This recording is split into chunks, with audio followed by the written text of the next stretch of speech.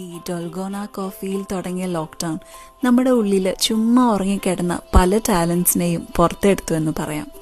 TV ചാനലിനേക്കാളും കൂടുതലായിരുന്നു YouTube ചാനലുകൾ. എന്തിനും ഏതിനും വ്ളോഗായിരുന്നു.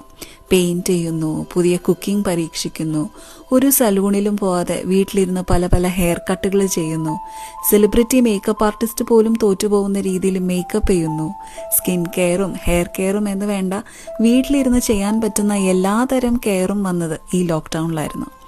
വർക്ക് ഫ്രം ഹോം എന്ന പുതിയ ട്രെൻഡ് പോലും വന്നത് ഈ ലോക്ക്ഡൗണിലല്ലേ. പിന്നെ ഇത് മാത്രമല്ല കേട്ടോ, കുട്ടികൾക്കൊക്കെ സ്കൂളിൽ പോയി കൂട്ടുകാരെ കാണാൻ കൊതി വന്നതും, ഹോട്ടലൊക്കെ പൂട്ടിയതുകൊണ്ട് വീട്ടിലെ ഭക്ഷണം കഴിച്ചു തുടങ്ങിയതും, പുറത്തുപോയി വെജിറ്റബിൾസ് മേടിക്കുന്നതിന് പകരം വീട്ടിലെ പറമ്പിൽ തന്നെ കൃഷി ചെയ്തു തുടങ്ങിയതും, അടുക്കള സ്ത്രീകളുടെ മാത്രമല്ല ആണുങ്ങൾക്കും കയറാം എന്ന തിരിച്ചറിവ് വന്നതും, വീട്ടിലുള്ളവർ തമ്മിലുള്ളൊരു ബോണ്ടിങ് അത് വളരെ സ്ട്രോങ് ആയി മാറിയതും, എമർജൻസി എന്താണ് എന്ന് കൃത്യമായി മനസ്സിലാക്കാനും എല്ലാത്തിനുമുപരി ആരോഗ്യം അത് വളരെ പ്രധാനമാണ് എന്ന വലിയ പാഠം തിരിച്ചറിഞ്ഞതും ഈ ലോക്ക്ഡൗൺ ടൈമിൽ തന്നെ.